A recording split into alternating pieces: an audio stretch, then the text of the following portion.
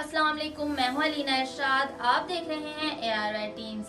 چلتے ہیں آج کی خبر کی طرف۔ آج کی اس ویڈیو میں ہم آپ کو دکھائیں گے پاکستان کی کہانی کی 7ویں قسط۔ 1958 میں پاکستان کا پہلا ملک گیر مارشل لا لگا اور ایوب خان پاکستان کے سیاہ و سفید کے مالک بن گئے۔ فیلڈ مارشل ایوب خان کی شخصیت کو سمجھنے کے لیے 2 باتیں جاننا نہایت ضروری ہیں۔ وہ پہلے ڈکٹیٹر تھے جو برملا کہا کرتے تھے کہ عوام ابھی اتنے باشعور نہیں ہوئے کہ انہیں ووٹ کا حق دیا جائے۔ جمہوریت اور سیاستدانوں سے ان کی نفرت اتنی زیادہ تھی کہ انہوں نے ایبڈو اور پراڈا جیسے بدنام زمانہ قوانین بنائے۔ ان قوانین کے تحت 7,000 سیاستدان 7 سال کے لیے نااہل قرار دیے گئے۔ نااہل قرار دیے جانے والے سیاستدانوں میں سابق وزرائے اعظم حسین شہید سہروردی اور فیروز خان نون جیسے بڑے نام بھی شامل تھے۔ ان لوگوں کو نااہل کرنے کے لیے کرپشن اور ملک دشمنی کے الزامات لگائے گئے۔ یہی وجہ ہے کہ آج بھی جب کسی سیاستدان پر کرپشن کے الزامات لگا کر برطرف کیا جاتا ہے یا اسے سیکیورٹی رسک قرار دیا جاتا ہے تو سمجھنے والے سمجھ جاتے ہیں کہ یہ تو وہی جگہ ہے۔ گزرے تھے ہم جہاں سے۔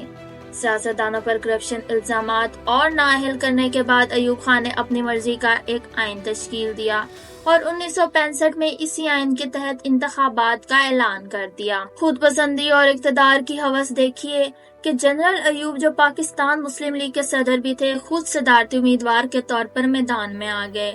ان کے مقابلے کے لیے ابھی میدان میں کوئی سیاستدان نہیں تھا کیونکہ تمام بڑے سیاستدانوں کو مختلف الزامات کے تحت نااہل کیا جا چکا تھا۔ اس وقت اپوزیشن بری طرح تقسیم تھی۔ ایوب خان کا خیال تھا کہ بہت مقبول ہیں اور بآسانی جیت جائیں گے۔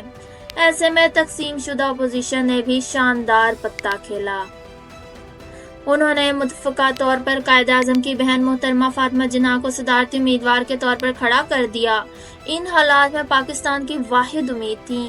جنرل ایوب خان محترمہ فاطمہ جناح سے خوفزدہ تھے۔ مشرقی پاکستان اور مغربی پاکستان دونوں میں فاطمہ جناح کو پذیرائی ملنا یقینی بات تھی، لیکن ایوب خان نے صحت مند مقابلے کی بجائے محترمہ فاطمہ جناح کے خلاف کردار کشی کی گھٹیا مہم شروع کر دی۔ بانی پاکستان کی بہن کو بھارتی ایجنٹ اور غدار کہا گیا۔ 1965 کی یہ متنازع ترین انتخابات ہوئے اور کھلی دھاندلی کے نتیجے میں ایوب خان جیت گئے۔ اتنی بڑی ناانصافی نے ایوب خان کو عوام کی نظروں سے گرا دیا۔ ایوب خان کے خلاف ملک گیر احتجاج شروع ہو گئے اور سڑکوں چوراہوں پر ایوب کے خلاف ہر طرح کے نعرے لگنے لگے۔ اسی دوران 2 ایسے واقعات ہوئے جن سے ملک کی معاشی حالت بھی ڈواں ڈول ہو گئی اور ایوب خان کو بہت بڑا سیاسی دھچکا پہنچا۔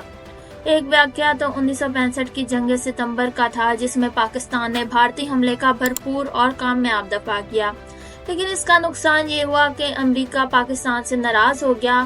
وجہ یہ تھی کہ امریکہ سے پاکستان کا معاہدہ تھا کہ پاکستان امریکی ہتھیاروں کو بھارت کے خلاف استعمال نہیں کرے گا، لیکن ظاہر ہے جنگ میں پاکستان نے اپنی پوری طاقت بھارت کے خلاف استعمال کی، جو پاکستان کا حق بھی تھا، لیکن اس سے امریکی امداد بند ہو گئی۔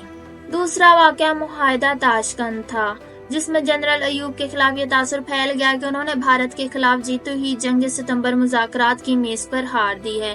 ان 2 واقعات محترمہ فاطمہ جناح کے خلاف دھاندلی ایوبی اقتدار کے لیے زہر قاتل ثابت ہوئے۔ ذوالفقار علی بھٹو اس وقت ایوب خان کے وزیر خارجہ تھے اور سرعام جنرل ایوب کو ڈیڈی کہا کرتے تھے، لیکن جب بھٹو نے حالات بدلتے دیکھے تو وہی کیا جو طاقت کے کھیل میں کیا جاتا ہے۔ انہوں نے ایوب کے خلاف بھڑکے ہوئے عوامی جذبات کا بھرپور فائدہ اٹھایا۔ انہوں نے پاکستان کی پہلی عوامی جماعت پیپلز پارٹی کی بنیاد رکھی اور مغربی پاکستان کے سب سے مقبول لیڈر بن گئے۔ 1969 میں جب صدر ایوب خان کے خلاف عوامی مزاحمت بے قابو ہو گئی تو آرمی چیف جنرل یحییٰ نے ایوب خان کو استعفیٰ دینے پر مجبور کر دیا۔ ایوب خان نے پاکستان پر 10 سال اور 6 ماہ حکومت کی۔ یہ 10 سال پاکستان کی تاریخ کے نہایت اہم سال تھے۔ ان برسوں میں ابتدائی طور پر پاکستان کھل کر امریکی کیمپ میں شامل ہوا جس کے چند مثبت نتائج بھی نکلے۔ امریکی مدد سے پاکستان نے پہلی بار منگلا اور تربیلا جیسے بڑے ڈیمز کا آغاز کیا، صنعتوں اور زراعت کو فروغ دیا، پاک فوج مضبوط ہوئی، پاکستان پہلی بار گندم کی پیداوار میں خود کفیل ہوا۔ بینکنگ سیکٹر پروان چڑھا اور چین سے تعلقات بہتر بنائے گئے، لیکن ایوب کے دور کی سب سے بڑی ناکامی یہ تھی کہ ان کے دور میں مشرقی اور مغربی پاکستان میں دوریاں اتنی بڑھ گئیں کہ 3 سال بعد ملک 2 ٹکڑے ہو گیا۔ ایوب خان نے امریکی امداد سے پاکستان میں انڈسٹری کو ترقی تو دی، لیکن اپنے اقتدار کو طول دینے کے لیے جمہوری سیٹ اپ ڈیولپ ہونے ہی نہیں دیا، جس کا نتیجہ یہ نکلا کہ امریکی امداد کے سہارے ہونے والی ترقی امریکی امداد کے خاتمے پر ختم ہو گئی۔ منگلہ تو مکمل ہو گیا، لیکن تربیلا ڈیم کے لیے پیسے ختم ہو گئے۔ تربیلا ڈیم بھٹو دور میں مکمل ہوا۔